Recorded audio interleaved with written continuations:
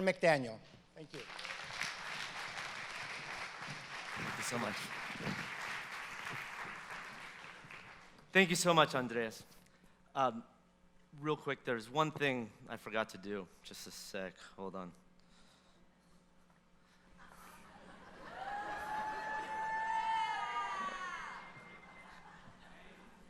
There we go, hold on. I gotta post it, right? Hey everybody, check it out. I'm working right now. Anyway, as Andreas had mentioned, my name is Aaron McDaniel, and if you couldn't tell already, I am a millennial. And here today to talk about an important topic. If it hasn't touched you in your business yet, it will someday very soon. Millennials are coming in force, 80 million strong, and they are your employees, your future leaders, and a large target customer segment. And so today we're going to talk in particular about how to empower millennial employees and also how to target, attract, and retain millennial customers. So I wanted to thank everyone for this fantastic opportunity. Frank, I don't know if I see you out there, but you got to tell me where you got that sport coat, because that is amazing. I need to get that myself. As we get started, I want to talk a little bit about a young person, an entrepreneur that a lot of people know. He never finished college. Before graduating, he left, started his own tech company that's worth billions of dollars. He is incredibly entitled, feels that the rules don't apply to him, very impatient, but very, very passionate, and sees technology as something that can change the world and how we all interact with each other, and has affected the lives of millions of us. Now, who is this famous millennial? It is not Mark Zuckerberg. In fact, it's not a millennial at all. It is a baby boomer named Steve Jobs. And the reason I make that point is because there's a lot of characteristic attributes we're going to talk about today about millennials that get attributed to that generation. However, in a lot of ways, they're very similar to the older, what I call wiser generations, you Gen Xers, you baby boomers out there. It's just a product of being younger. The context is a little different. It's not the Vietnam War. It's not MTV. It's mobile technology, and it's social media. And so as we talk today, I invite everyone to remember in the back of your head that a lot of what we're talking about when it comes to millennials in spirit is very similar to how you and your generation were just a few years ago. So let me make sure I get a good feel for the audience here. So raise your hand if you are a baby boomer. Okay, cool. Gen Xers. Awesome. And some millennials. All right, awesome. Good mixed group here. So I am not necessarily the typical millennial speaker who's going to come out and talk about how wonderful we are and how we're the greatest generation in the world. We're going to talk, frankly, about some positives and some negatives. But before we get started, one of the reasons why I'm particularly honored to be in front of you today is because of this woman here. So from a very biased standpoint, this is the greatest grandmother in the world, Florence Reich McDaniel. She not only made the best hamburgers and baked chicken, but she taught me the value of hard work and to take pride in what you do. And why that's really applicable today is because Florence, for nearly 70 years, was a hairstylist until the age of 91 when she finally decided to retire.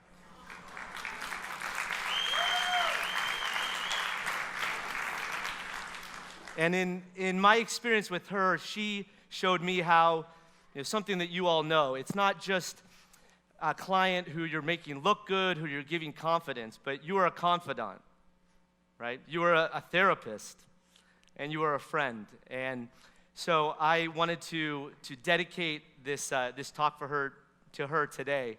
She had cut my hair for years.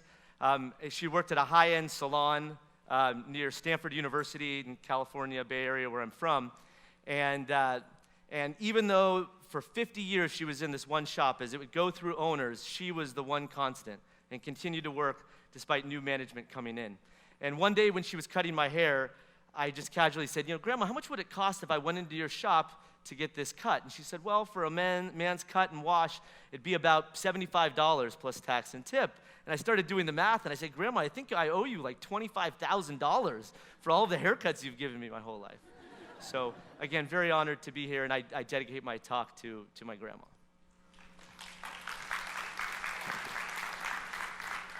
So here's what we're going to cover today: the who, why, what, and how.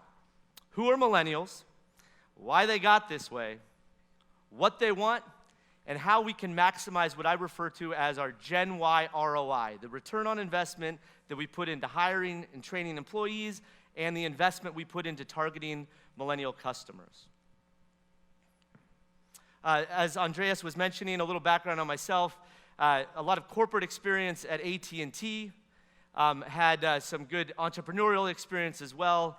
Fun fact, last year I was on ABC's Shark Tank. If you're interested in a little entertainment, you can look up Tycoon Real Estate.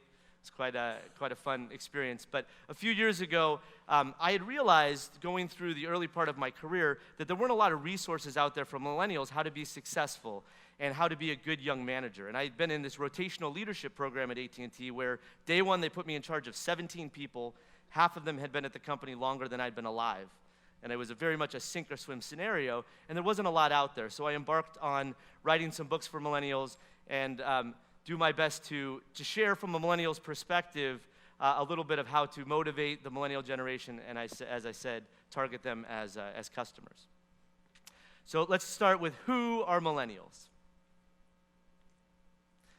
So I think this encapsulates it. There's a number of names for millennials. There's the me generation, the trophy generation, Gen Y, and of course, millennials.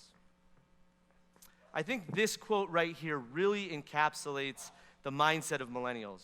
We're not about climbing the ladder, we're about circumventing it, right? Everyone have experiences like that with millennials, especially in the workplace, right? But here's the major difference between the attitude millennials have potentially compared to previous generations, is the fact that millennials know that you need them more than they need you. And, kind of a doomsday thing, but it's true. It's a fact. And so we have to learn how to deal with that. And today I'm going to be talking about a lot of practical things of how we can go about working with millennials. So millennials by the numbers, 80 million strong, born between 1982 and 2000. 30% think it's okay to arrive more than 5 minutes late to a job interview. 26% think that loyalty is staying at a company for a year. They start looking usually in less than a year, compared to baby boomers who almost half would wait 5 years. 58% expect to leave their current company within the next 3 years. And this one I found interesting. 19% say that humans can be trusted. People. Instead, millennials like to depend on algorithms and technology and computer programs. Half as much as baby boomers. Now, how does this play itself out in the workplace? So the hiring managers are saying 53% find it incredibly difficult to find and retain them. Right? You put a lot of money into finding and interviewing the right person, you train them, and then what happens? They leave, right? And you're like, wait a minute, that was, where's my return on that? 56% of companies say it takes 3 to 7 weeks to find a good new candidate. So it takes time and money. Loyalty, as we were talking about, 26% of millennials think that 7 months at a job is being loyal. 7 months. But what's interesting is an Achievers survey recently, which was looking at college graduates, found that almost half of them want to stay at the first company they go to work at after school for 5 years or more. It's just it ends up working out that most leave after about 18 months, or a number leave after 18 months. And so we'll talk a little bit more about that and what we can do about it. Then there's feedback. So feedback for millennials is like crack. They just need it and they want it as much as possible. Almost half want it every single week. And part of the reason is because feedback to a millennial is not constructive criticism. Feedback is, tell me how great and wonderful and amazing I am. Right? And so there's these expectations that we come in with. I remember my first performance review. 3 months into my first job, I walked in and I was excited. I thought there were going to be fireworks. My boss was going to say, "You were the best hire I ever made. Here's a big bonus and here's a promotion." And then she started talking and, tone totally changed from that. And she said, "Aaron, you seem like a really smart kid, but I don't know if you really get it. I'm not getting any feedback from you. I don't even know if you really know how to do your job." And that's because in my mind, I said, I'm not going to bother her unless I really need her and I'm going to use resources otherwise. But I didn't learn how she wanted to be communicated with. And so it led to a miscommunication. But as I said, millennials want that feedback. Here's a few traits for millennials. Let's talk about the positive side. Optimistic, enthusiastic, innovative, energetic. Again, things that probably a few years ago for other generations could be said of us. But then on the other side, there's a few negatives. So one, no attention span whatsoever, right? I actually wrote the books that I wrote with chapters that were 4 or 5 pages long to make sure that I didn't lose the audience in the process. There's also this very large inflated view of ourselves. Here's a great example. Brian Chesky is the CEO and co-founder of Airbnb, and he explained, apparently during Saltmarsh, Gandhi stayed in homes. Good thing the government didn't require a minimum 30-day stay. He wouldn't have gotten very far. Basically, Airbnb was dealing with San Francisco and other local governments who wanted to tax them like a hotel. Most city ordinances say if you stay somewhere for less than 30 days, it's a hotel, you have to pay hotel tax. But in the mind of millennial leaders, it was, this is at the same level of freeing, people from tyranny and colonial ties with England, right? Put at the same level. There's also an inherent informality. See if you can pick out who the millennial is here at a recent meeting with President Obama. Somebody right there on the far left, right? With the short sleeve shirt on.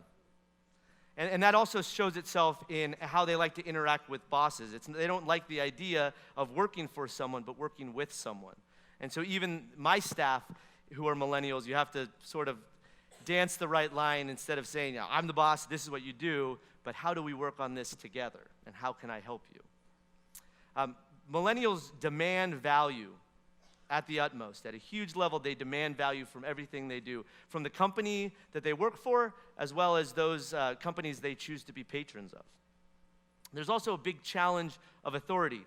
To pick on Airbnb again, there was a recent, in San Francisco, a law that was challenging the process of how they would have to go about registering people who wanted to have rooms let out through Airbnb. And instead of taking a civil stance, they put a bunch of marketing campaigns out that said things like, "Dear Public Library, we hope you use some of the $12 million in hotel taxes to keep the library open later. Love Airbnb.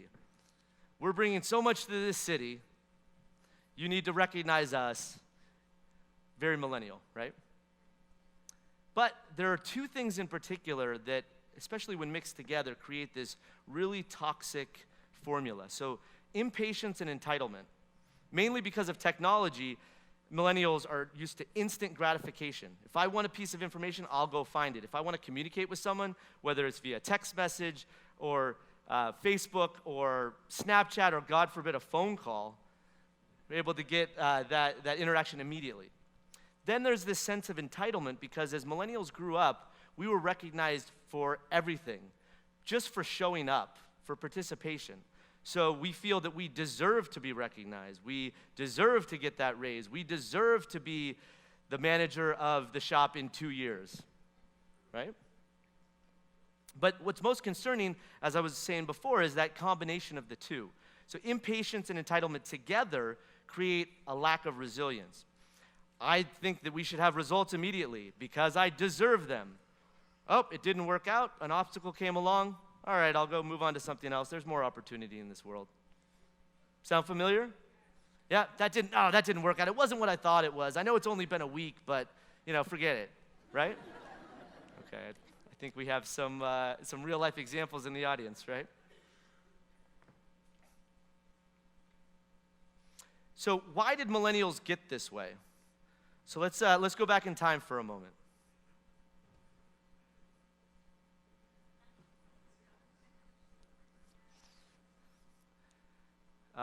So it should be Wayne and Garth doing the Wayne's World.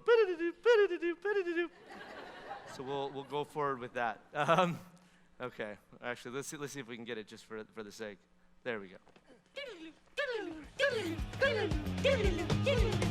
I think my version was better.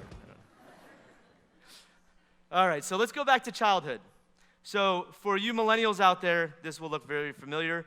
For you wiser generation people out there who have millennial children, this will look familiar to you as well. The refrigerator filled with all of these certificates and ribbons and awards, and there's probably trophies on top, talking about how amazing they were. Just a few months ago, I was actually at my parents' house, and my mom gave me a box. She said, this doesn't belong in our garage, you take it. And it had a bunch of awards that I had got growing up. There was only one where I actually earned something, where I actually won something, and it was my senior year in high school. My high school baseball team won the league championship. Everything else was just for participating. I literally had a certificate saying that I had great attendance at school. I was being recognized just for showing up. So think about what that does for millennials, right? Then we go to high school. What happens in high school? Got a 4-year cycle. Freshman, sophomore, junior year, we're studying, we're getting through, growing up, etc. But then senior year, we're focused on SATs, we're focused on college applications, we're focused on that next step. Then for those who go to college, same 4-year cycle. I'm figuring out my major, I'm figuring out all this stuff about living on my own, blah, blah, blah, blah, blah, getting all the classes done I need to. Up senior year, I'm looking forward to resumes, job interviews, all of that. And then there's another 4-year cycle, right? Nope. Graduation day hits. We're excited. Let's go to the next cycle. Start of your career. But it's 40 years. And so you see millennials do really interesting things. One of my best friends, after working for 3 years at a large company, he went to apply for grad school. He applied to an education PhD program, a master's program in engineering, and a PhD program in information technology. That showed me that he had no idea what he wanted to do. He just said, I need some structure, I better go back to school. And so that plays itself out in an interesting way. So let's look at some trends that affect how millennials are the way they are. First is the sharing economy. So 4 or 5 years ago in San Francisco, these cars with these big furry pink mustaches showed up, right? Who here has heard of Lyft? Company Lyft? Good. It's basically the company that came up with the idea that Uber then had a lot more money and decided to keep going with. Lyft's still around. But the idea being, you don't need to own a car, especially in a big city. You just need to have access to it, right? And so it changed this idea behind ownership to being able to access something in some parts for the experience of it, which we'll talk about. Then there's the crowd. So now we don't necessarily just go to a couple people within a small circle to get advice on things or share opinions. We go to the greater audience of our social media connections. We go to platforms like Quora, where you can ask any question, and anyone across the world can give you answers to these questions, crowdsourcing problems we're having. And then there's crowdfunding. Instead of having to go to a bank, you can go to other people to get an idea. I love how some group of almost 5,000 people decided to give over $70,000 to someone who wanted to make potato salad. Seriously, potato salad. And then mobile. So for the millennials in the audience, probably don't even recognize what that is, right? That's an answering machine. So for you baby boomers in particular, remember sitting at home waiting for someone to call you for a couple hours? Or sending someone a letter and waiting a week for them to get it? So for millennials, that idea is completely foreign. I want that information, I want to communicate, I want it now. And mobile technology has allowed that to happen anywhere and everywhere. Of course, there's the opportunity to move back home, too. Compared to previous generations, baby boomers, only 5% of you move back home after going to school and starting to go out on your own. Millennials, almost a quarter. And think about how that works. It's like, well, if things don't work out, I can always go back and live with mom and dad. Then there's this total disregard for privacy. I was giving Emma Monster a bath. Just when, what did I find floating at the bottom of the bathtub? You guessed it, poop. People like to share about everything. But then there's all these concerns around open sourcing, digital piracy, and our safety online. This is one of my favorite examples of not understanding that.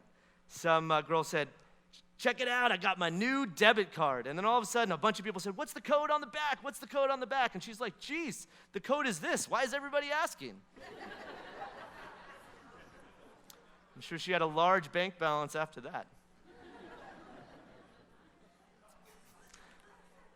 A few more trends. Experience sharing is key, right? It's not enough for me just to come on stage and speak to you, but I got to document it by doing a selfie, right? Very, very millennial. So it's about experience, and we'll talk about how that actually comes into both employees in the workplace and in particular for customers. But that experience and saying that you did that, you went to that concert, being able to show it, being able to share it on social media is really important for millennials. There's also an incredible shift around learning. So what happened when we went to school? You had to memorize things. I remember how I thought I had such a leg up because my mom taught at a junior college. She taught tourism. And when I was like 10, she had me correct some of her papers that her students had to put where different countries were on a world map. And so I was like, this is great. When we get to that section, then I'll know everything, right? Well, that doesn't really matter as much anymore. It's not about knowing everything. It's about being able to access that information. Now all you need is Google, and an answer to just about any question is at your fingertips. And then there's the oversimplification of everything. 5 ways to do this, 10 things for this. This is one of my favorites. How to live your dreams. 1, list 3 dreams you could achieve for less than $20 in the next 14 days. Be specific.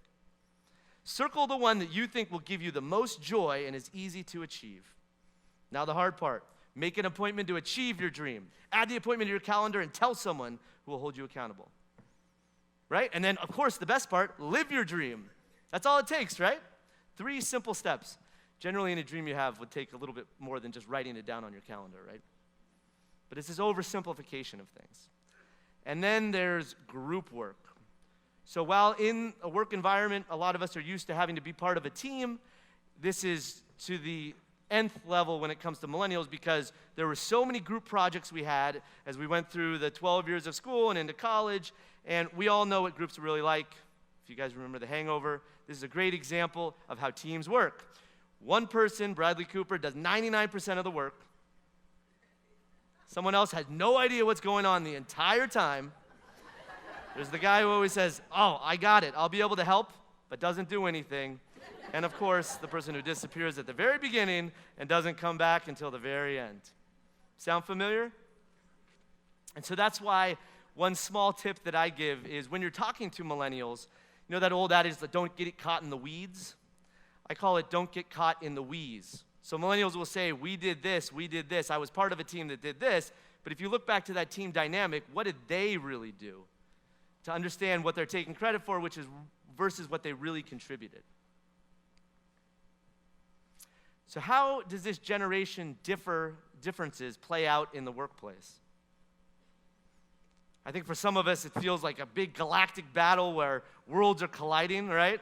This generation, one planet, this generation, another planet. Not quite that extreme, but I'll show you a nuanced example. And they saved it. They pulled it out. What a show. All right, here we go with the kickoff. Harmon will probably try to squib it, and he does.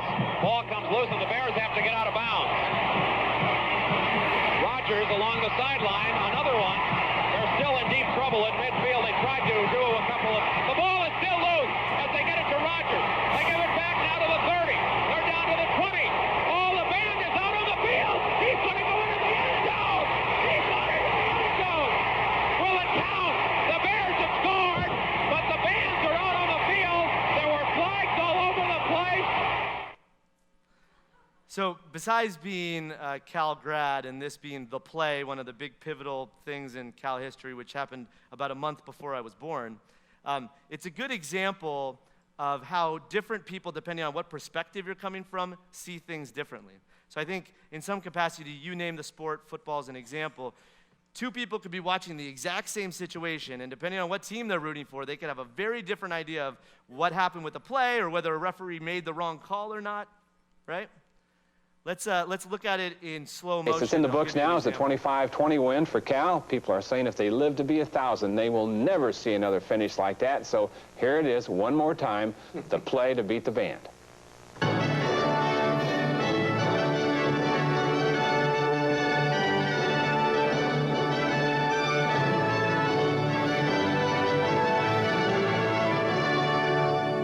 for those not familiar with the rules of football, if a person's knee or any part of their body hits the ground, that's the end of the play.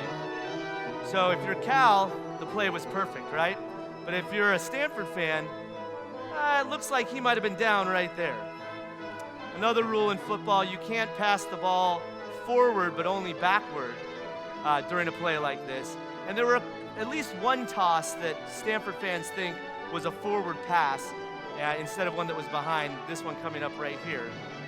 And so, depending on what side you're coming from, depending on whether you're a millennial, a Gen Xer, or a baby boomer, you're going to look at situations differently. And who is right? I don't think it's for anyone particularly to say. It's just different perspectives that we have to deal with. So, if you guys remember the meme that went out a few years ago, it was, this is what my friends think I do, this is what my mom thinks I do, this is what I really do.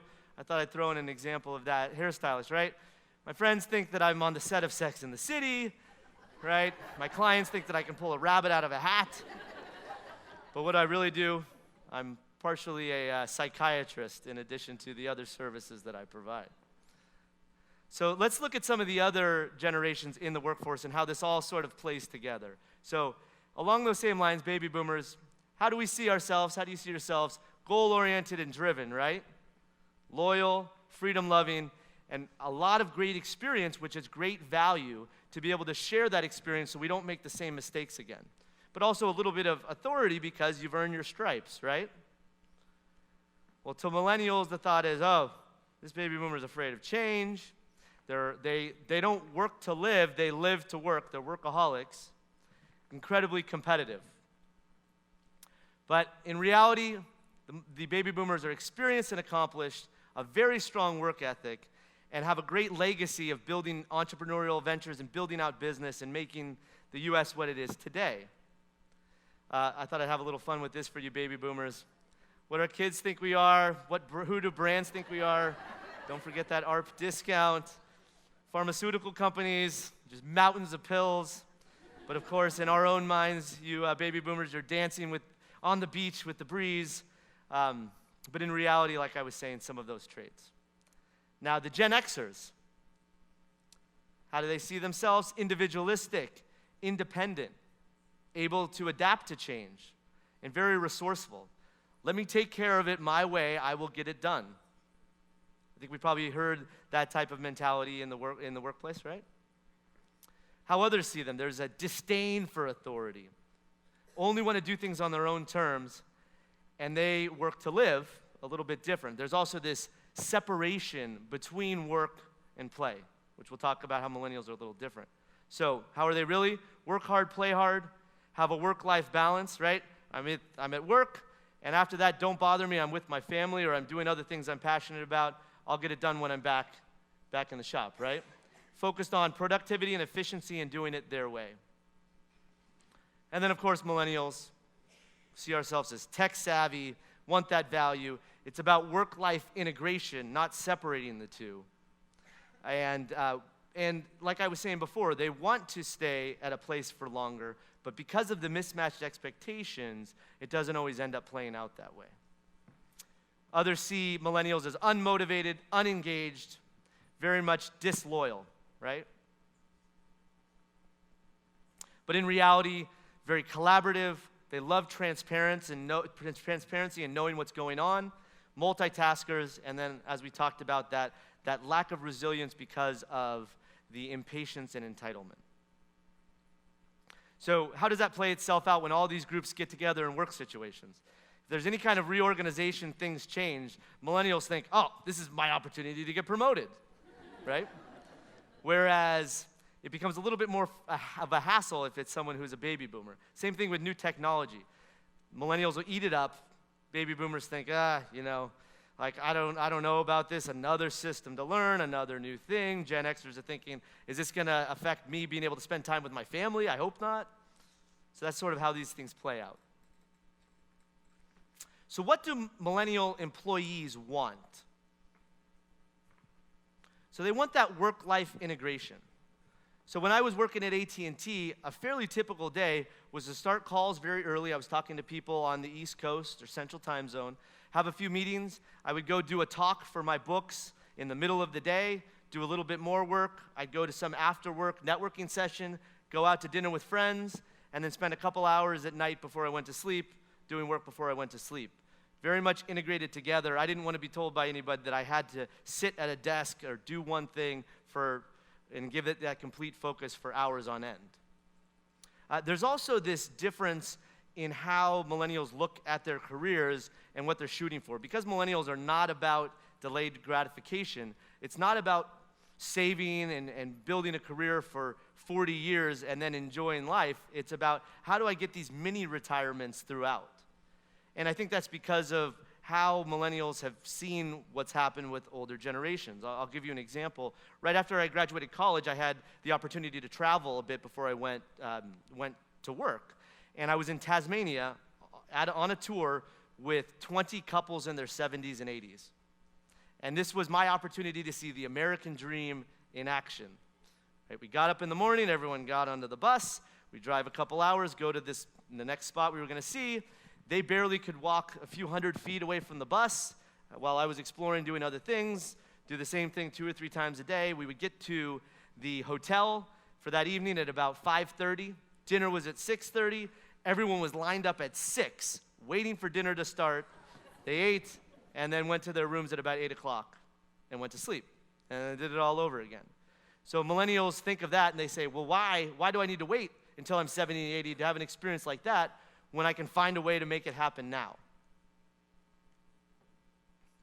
The other thing that's interesting about the whole work-life integration, mini retirements piece I'm talking about is that 20% of baby boomer couples will dual income. 80% of millennial couples are. So with the work that I do right now as an entrepreneur and speaking, I don't have a steady paycheck. But my wife has a great job, and she has that steady paycheck. And so we're able to partner together while one person can explore their passions a bit more, while the other is holding down the fort, so to speak, and then we have the opportunity to switch over the years. And so that creates, again, this different mentality of, you know what, I don't need to keep this job, I can go find something else.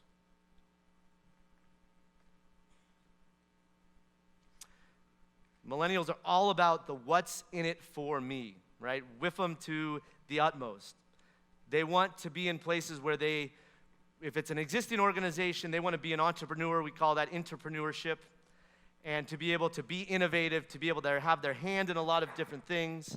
If you guys are interested in learning a little bit about that type of innovation and being able to iterate through processes at work or products, the Lean Startup is a great thing in terms of the mentality by Eric Ries. But this is the type of thing millennials like. It's not about mapping something out and taking months and doing focus groups. It's, let's test this out on this idea in a small way. If it doesn't work, we'll pivot and do something new. And so, again, very different than what may be traditional. As I talked about before, millennials like to explore their passions and being able to get that in their full-time job. They want their job to be able to fulfill that for them. And then there's innovation. So who here has a dog? Okay, number of dog owners. What happens when, depending on the dog, you have that tennis ball, right? Your dog is zeroed in on that. If you give it a toss, they are following it, right? That tennis ball is innovation for millennials. Anything you can do to be innovative, millennials suck it up. They love it. And so they are looking for that. They're looking for places that are innovative, that aren't necessarily old or not opportunities for them to be able to innovate themselves because they want that growth. So millennials are a number of things that I went through here,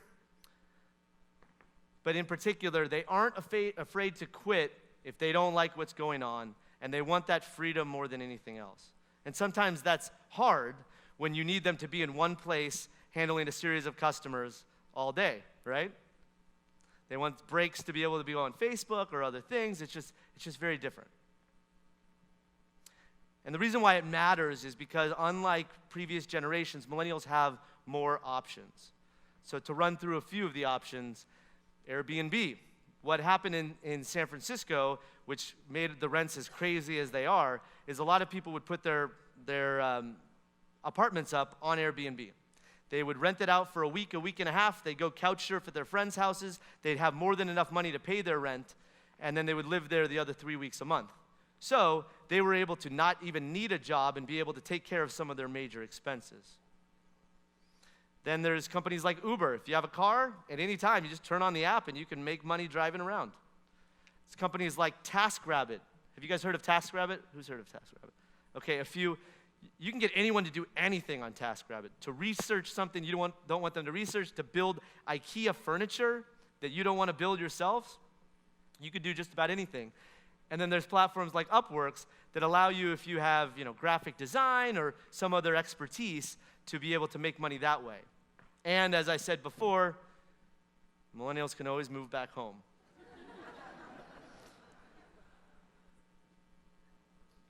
So how do we maximize our Gen Y employee ROI? Wait. Come here. I'm not coming over there. Let's go. Forget it. Pronto. What are you doing? I'm with it. I'm hip. Well,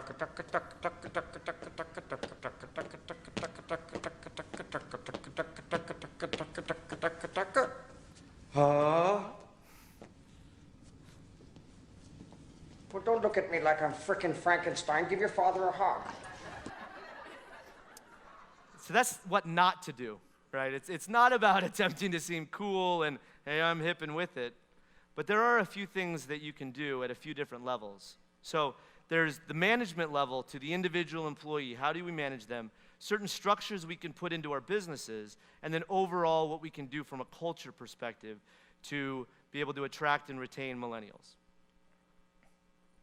So first, expectations. As I was alluding to before, a lot of times coming into the workplace, millennials don't have the right expectations of what really happens and how business is really done and what a job is really like.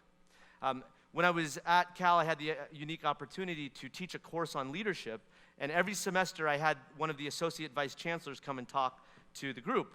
And he talked about his whole career that went from being in the military to being at Orange County when they went bankrupt to being in the education system. But one story that always stuck out to me was a paper that a philosophy professor asked his class to write in college. And the philosophy professor said, "What is the biggest problem in the world?" And so his answer was mismatched expectations. And so if we put it in the context of a situation we probably all could understand, if you ever go to a restaurant and they say, the wait's gonna be about 15 minutes. 15 minutes pass, then 20, 25, you're getting a little upset, right? 30 minutes go by and finally they come and sit you down and you are grumbling as you're walking to your table and you ruin the meal because you had that expectation you'd be sitting down eating in 15 minutes and it took twice as long. Now, if that same host or hostess had said it'll be an hour, but about 40, 45 minutes in, they said, "Oh, your table's ready, come on." Well, then you got the spring in your step. You're like, "Oh, that wasn't as bad as I thought," right? If you notice in the second scenario, you were waiting longer, but that expectation was different. And so there are a number of expectations that millennials have going into the workplace, like they're going to get a raise every year, right? That the higher performance results they have, they're going to get higher raises. That's not always the case. There's dynamics to business. Sometimes there's the separating work from play and acting like they're still in college. I had a story of that myself. So I was at a work wedding of a couple coworkers, and I had this vice president come to me a couple days after, and he said, "Aaron, I'm so glad you were at that party, because if you weren't there, I would have been the drunkest one there." And so you kind of have to learn about separating. Even though you may be with coworkers outside of work, it still kind of comes back into the workplace. The other thing, because millennials are so used to the support that they get from all angles, they expect all of their coworkers and everyone they work with to support them and give them everything they want. And we all know that doesn't always happen, right? So there's these myths, these expectations that happen. Then communication. So millennials like to communicate across different platforms. I have, on numerous occasions in planning an event, sent out an email, exchange some texts with friends. Let's say we're getting a weekend trip together, posting about how we're excited about it on Facebook, putting together a Google Doc to take care of all of the expenses, and then while we're on the trip, we create a WhatsApp group where we're sharing pictures all throughout, right? So there's this cross-platform communication to be familiar with and to understand the best way in which to communicate with a millennial. There's also TLDR. Who here has ever heard of TLDR? One, okay. Too long, didn't read. You send them a note, and they're like, this is too long, I'm not even going to read it. My time is too valuable, whatever it may be. And so, interesting when it comes to communication. Then there is the why. This is really a great way in which to help manage millennials, and I'll let a movie tell a little more details. Now ready? Yeah, I'm ready. First wash all the car, then wax. Wax on, right hand. Wax off, left hand.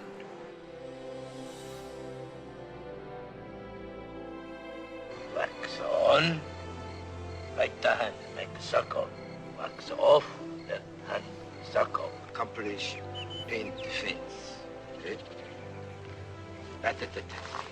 All in the wrist. Wrist up. Down. Right the circle, left the circle.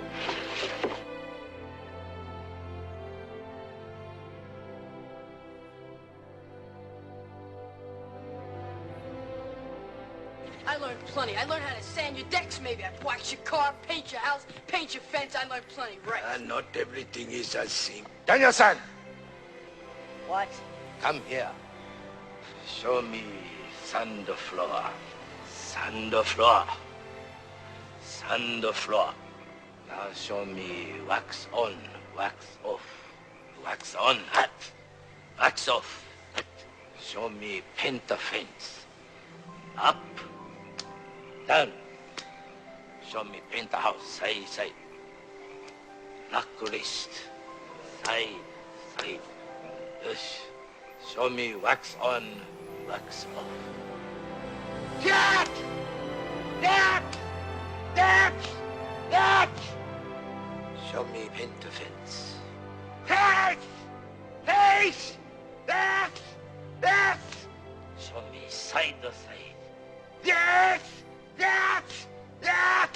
That! Show me sand floor. Hat! Face! Face! Yes!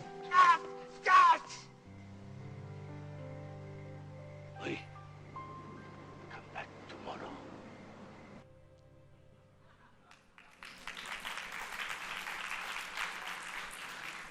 So that's a great example of it, right?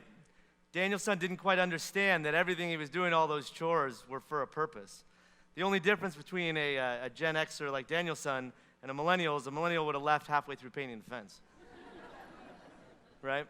And so it's really important with what I've found managing any generation, but in particular with millennials, to explain the why things are done a certain way, why you're making certain decisions, why a process is a certain way, so they understand. They feel like they want to be in the loop with things, whether merited or not, and that really helps for them to understand through things. So, also, transparency is important. They like to know what's going on, as mentioned, the whys behind things.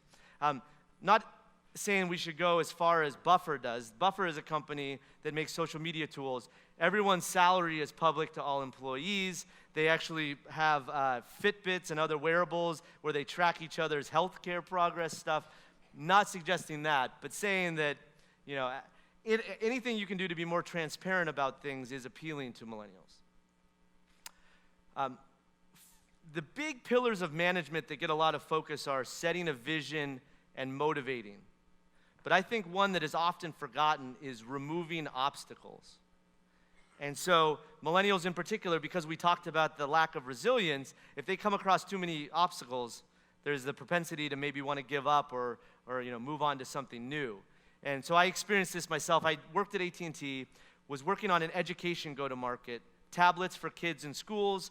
I had 10 top companies that I had signed letters of intent with. And the first company we went to sign contracts with, 22 months later, we hadn't even signed a contract. We continued to go through negotiations. And it just became very difficult because I couldn't offer any results, I couldn't contribute, I couldn't make an impact because there were so many obstacles in the case of AT&T, a large corporation. So there's other things we can do from a structural perspective. First, recognition and more certificates and ribbons to put on a refrigerator is not the answer, okay? One of the best things you can do for a millennial to reward them is to give them more opportunity. Give them more ability to have exposure to a new part of the business or to be able to impact the business more. That will definitely continue to motivate them because certificates or little bonuses are really fleeting, but that opportunity, that impact is lasting. The other thing is mind the individual development as well, and set up any type of mentorship you can have, peer mentors, the ability to help coworkers who are a little bit more experienced be able to help a millennial get through some of the obstacles they may face, especially when they're starting out work. There's also what the concept that I like to call mini mentors. So not necessarily having one person who can answer every question, but when it comes to using a certain shear or a certain technique or even a certain internal system you have, if there's one person that you can point to, that person can be that person's mini mentor for that one area, that tends to be more effective and engaging for millennials. And I think we all like choice, right? Door number 1, door number 2, door number 3 is better than this is what you got. Simplicity is important too. Being from California, I think a great example is In-N-Out Burger, right? Hamburger, cheeseburger, fries, shake, real simple. But then you see where simplicity starts. I love to pick on banks, right? The free checking is free checking if you have at least one direct deposit of X amount of dollars per month or this many transactions or have a combined balance of this, then it's free. And that simple thing becomes a process like this. So anything you can do for simplicity. And as I was talking about before, being able to give impact. So with millennials, when they're starting out, it's all about experience. I want to understand things as much as possible, but then there's a certain period where they want to make an impact. How can I put some points on the board? How can I change the business, have some sort of effect on things? That starts to trump just having a bunch of disparate experiences. And paying mind to that will help keep them around longer. So innovation, entrepreneurialism. A famous story is around 3M and the Post-it. If you don't know the story, what happened was they made a glue that didn't do its job. It wasn't strong enough to keep things permanently attached to each other, but instead of scrapping it completely, they pivoted and found a great use case for it. So finding ways to do that, learn from mistakes, give opportunities to turn into something is incredibly motivating for millennial employees. A great example is Virgin.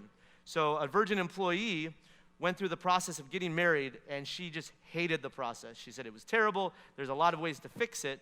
And so Richard Branson, the organization, said, great, let's make a business unit out of it. And Virgin Bride became the company from that one experience from the one employee. Collaboration is key because of the group work we talked about with millennials. And then that work-life integration we talked about. How can we create an environment to allow for that integration to happen? Mobility and flexibility. Generally, when I consult with clients, this is a great way to reward someone. If a millennial is doing a great job, giving them a little more flexibility, giving them the ability to do things maybe more their own way outside of the office, or if there's anything that can be done from that perspective to contribute to the organization, helping to encourage that and offering that as a reward is great. Another thing is, it seems like on a regular basis, this is the next hub for innovation, and this is the next Silicon Valley. And the thing that I think a lot of these places lack is their view on failure. So if you live in New York or another major city, what I have seen from experience in entrepreneurs and other companies there, if you fail at something, that's not a good thing, right? In most cases, it's frowned upon. In the Silicon Valley, it is celebrated. People are excited. Oh, you failed? That's fantastic. What did you learn from that process? And what happens is it allows people to want to take more calculated risks, right? What about the whole idea of letting strangers ride around with each other in each other's cars? Kind of weird, right?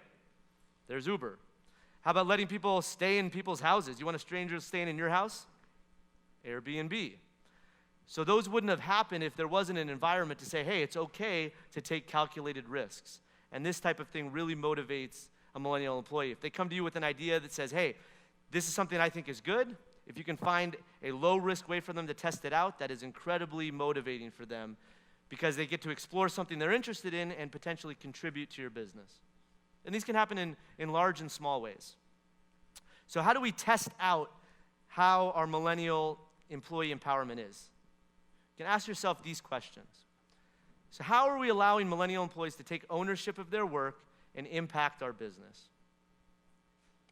How are we giving and receiving feedback from millennials to millennials?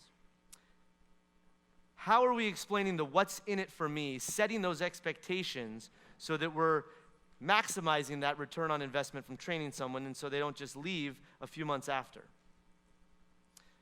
Does our company culture attract or repel millennials? And then finally, as it relates to recognition, is it real? Is it rewarding impact? Is it empowering? Is it aligned with goals? And is it linked to both individual and team contributions? So they feel like something I specifically do can lead to a benefit for me.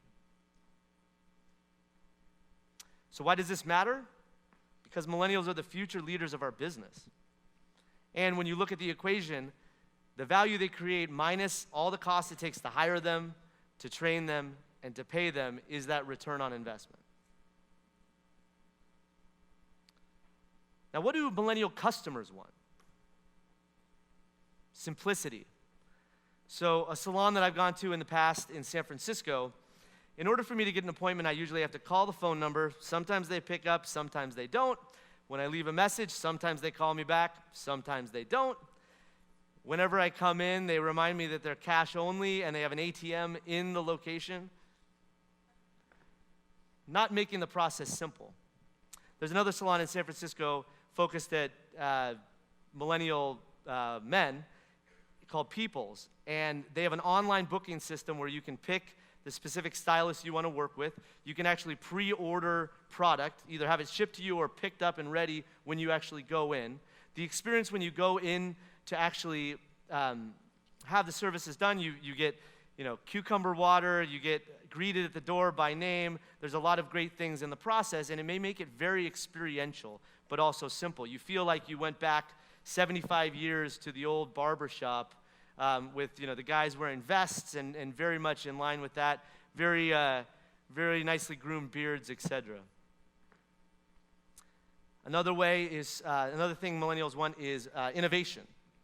So they want things on demand now, right? It's that instant gratification, it's that impatience. They also think about non-monetary costs. Millennials are used to getting things for free. We don't pay for Facebook. We don't pay for email. Most everything we can get in a lot of ways for free. And that's in part because there's been this progression of business models, right? We go back a few hundred years. If you wanted something, you traded animal fur for some corn, right? Then it became, I'm going to give you a product or service, and you give me money in exchange for that. Then it became, you let me advertise to you, and I will give you a service or a product.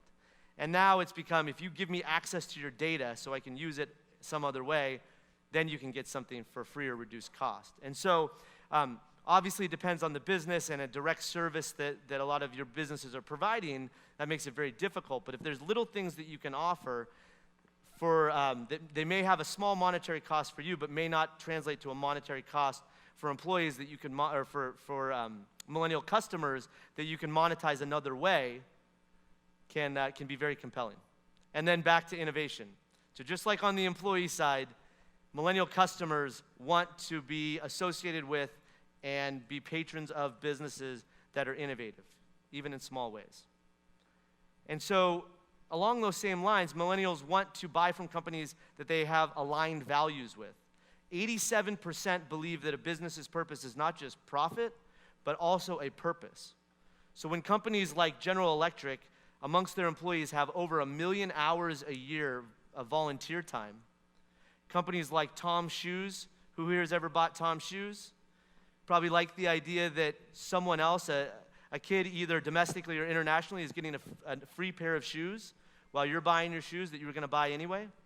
Companies like Google, from an environmental perspective, they have certain government requirements for the data centers, how much power they use, but they purposely stay at 50% of that. Because to millennials, they like, I'm going to use Google because they care about the environment, because I care about the environment, right? Could be, you know, I care about the environment, and I care about all natural and organic, so I want to be able to use hair products that fit in that category, and I want to find a salon to go to that gives me that opportunity. So how do we maximize our Gen Y customer ROI? By raising the bar. So refine, align, integrate, share, and evaluate. So first, refining our products. So it's, as I was saying, the business models and what millennials look for are a little different. An example I like to use is when I was at AT&T, AT&T offered Wi-Fi service at all the Starbucks. And it cost a certain price. When that contract came up with Starbucks, Google came in and said, we will give you this for free. And Starbucks said, yeah, that's pretty good. Instead of paying millions of dollars, I'll do it for free. AT&T scrambled and said, we'll give it to you for half the price. And Starbucks said, well, half the price is still a few $1 million. I'm going to go with the free option. And so these companies are coming out with different models of how they go about monetizing, interacting with customers. And so that plays itself out in interacting with millennial customers. It's also about aligning your culture. So an example I like to use is the art of shaving, right? They make it a community that you're part of. You go to the barber spa. This is pretty appealing to millennial guys, right? They have great social media connections with Beardspiration, or the art of shaving brotherhood that you're part of. So right here, this is an aspirational hipster type figure, right? That you get to be part of that type of community. You're bonded by your beards. How can you create that community with amongst your customers? Then it's integrating technology, not for technology's sake, but to uncomplicate. Like we talked about the example of simplicity. How hard was it for me to book an appointment? It'd be a lot easier if I could easily go online, like with People's Barbershop, to be able to pick an appointment. There's even the opportunity to have a simple mobile app where you can order products, find ways to increase that revenue from that one customer because you're making it easy and uncomplicating things for that millennial customer. Even things as simple as using Square and making the whole process of doing a financial transaction easier can be appealing to millennials. Or we could go a little more complicated. Companies like Sephora, you would go into the store. What they do is they take you through a survey with an iPad application, and then they actually take pictures of the customer and are able to then tell by the skin tone what products would work best. And so it's a recommendation not just based on a human opinion, but there's a technology element to it. And remember, we talked about how millennials, only 19% trust people. But they believe a computer algorithm that says this is the best thing for my skin tone, as an example. Making things shareable, right? And this is not just, okay, you post on Facebook and we'll give you a discount and talk about us, or give a $10 referral bonus for any customer you bring in that's one of your friends, or here's a t-shirt you can wear that brands our salon. It's about integrating it more into the experience, right? So how can you get people to want to have a dialogue that involves your company, your salons, your brand? I like to call it the salon selfie, right? I don't know if that's a regularly used term, right? But I've seen that a bit. The ability to allow the crowd to be integrated into the experience of having styling done. So just like millennials like to go out and get opinions from people, whether it be friends on social media or even total strangers through platforms like Quora, they're able to say, okay, well, what coloring do you think is better, right? Which styling do you think would be better for me? Be able to integrate that into the experience while they're in your shop. And then finally, evaluate the key messages. We talked about things like deferred gratification not being very appealing to millennials, but the whole essence of an experience. And I think there are a lot of tools that you can use, and you probably already have integrated in your business, that you can take further to offer that experience to millennials. And the benefit is, at a big scale with these brands, millennials move fast. So the whole idea of disloyalty amongst millennials, I think it's misunderstood. It's not that millennials are disloyal, it's just it's harder to earn that loyalty. But once you do, the effects of that loyalty are magnified. They're exponentially larger because they're not going and telling 3 or 4 people that they talk to about their experience with your salon. They're going on and plugging into hundreds or thousands of people they're connected with on social media and talking about it. And so these brands who made special effort to do that were able to move up to be some of the most appealing brands to millennials in only a year period of time. Like Macy's going from number 275 to 16 just by finding and taking some of the things I'm talking about here and incorporating it into their customer experiences. So now asking the questions about testing how our millennial customer attraction and engagement is. So how are we facilitating experiences? How have we made the interactions shareable so customers can talk about our companies, right? What elements of the culture have resonated? Because millennials want to buy from companies, be patrons of companies that they feel that they have shared values with. Anything that can be changed about the business model, and how can we uncomplicate the customer experience with technology?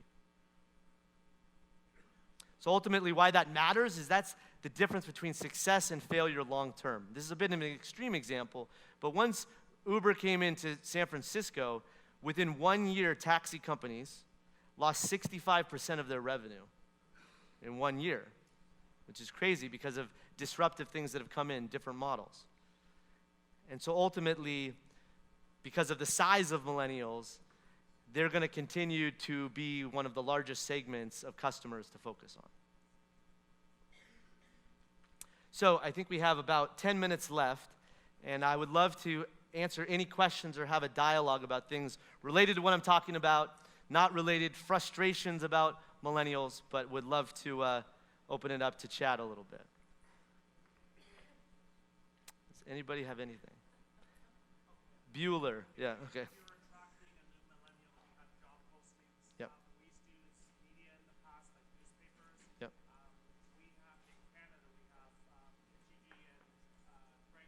Mm-hmm. Sure. So the question was around being able to attract people to work with you using tools like Craigslist and other platforms out there. I think to go back to the whole social media piece of things, for you in hiring someone, is it better to hire someone cold or someone who has an experience so you would rather hire someone you don't know instead of someone who one of your employees has a relationship? Okay.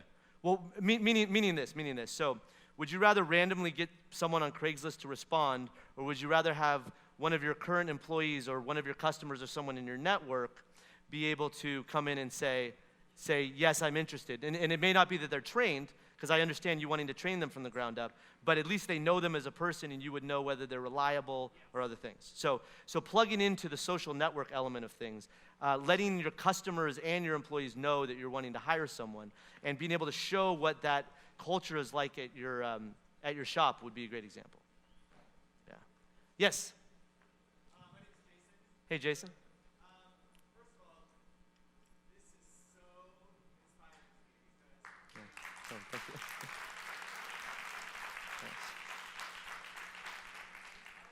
my team are all millennials, and I'm having a really hard time taking the structure that's worked for me for the past 12 years Mhm. and keeping 22-year-olds engaged. Yep. So what I'm hearing them ask for sounds like something that I can't do, Okay. because that's not the way that we do things. Yep. So this is really inspiring and very helpful. My question is, can you just go back to the last slide Mhm. so that I can get your information? Yep. So that I can, find out where I can read more, learn more, Sure. figure out more. Yep, I would love to do that. Please feel free to contact me. Well, one point, I had wanted to mention this a little earlier. I think it was Fatima who was here. Oh. It was Fatima earlier who was talking about when the panel was up here, she mentioned a task force of millennials, right? So instead of saying this is not the way we do things, you sort of lay out, okay, well, we need these things, these are important. Why don't you get a group of them together and say, figure out how to solve this, offer me some ideas you have. So you obviously still have the final say of it. You've laid out the parameters, but you're giving them at least an opportunity to want to contribute and impact things, and not just telling them this is not the way things are done. Yeah, sure.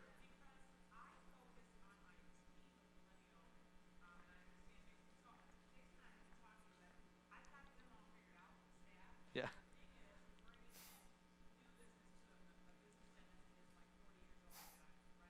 Yep.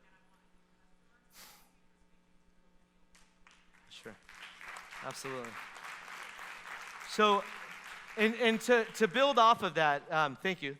But to build off of that, there's one company that I was putting together a case study for in the exciting world of credit unions, right? So this company, I don't even remember their old name, not a great name.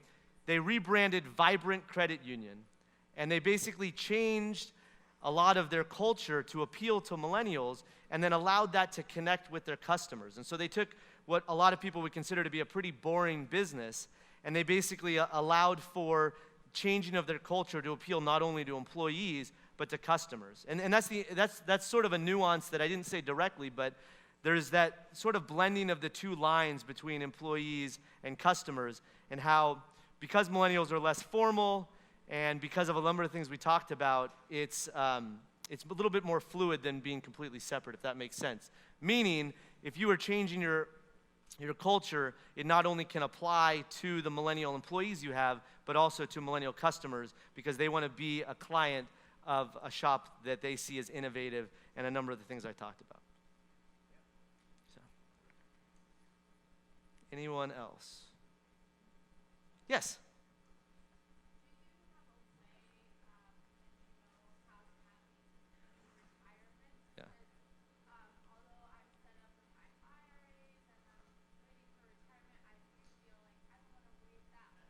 Yeah. Sure. There's a question around mini retirements, right? So that's a really long conversation I'd be happy to have with you off stage. But the idea behind it is, if you can set yourself up to either have other sources of income from other things that are interesting to you, right, that are more passive. There are a number of the platforms we talked about there. But being able to build a reputation in a situation, in a workplace, that you, so you build a reputation in that workplace, and then the ability to be able to step back and say, this is something that's important to me, I need some time off. If you build enough of that relationship to be able to come back afterwards, I think that's really the key thing. So it's not okay, I'm gonna work for 6 months and then I want 6 months of paid time to go do something. It's sort of a negotiation and agreement, but you have to prove yourself to say that, I provided value to the company I work for, and I need this, but I commit to giving this back when I come back. Sort of convoluted. Like I said, I'd love to talk to you a little bit more, because that's a complicated question. But anyone else?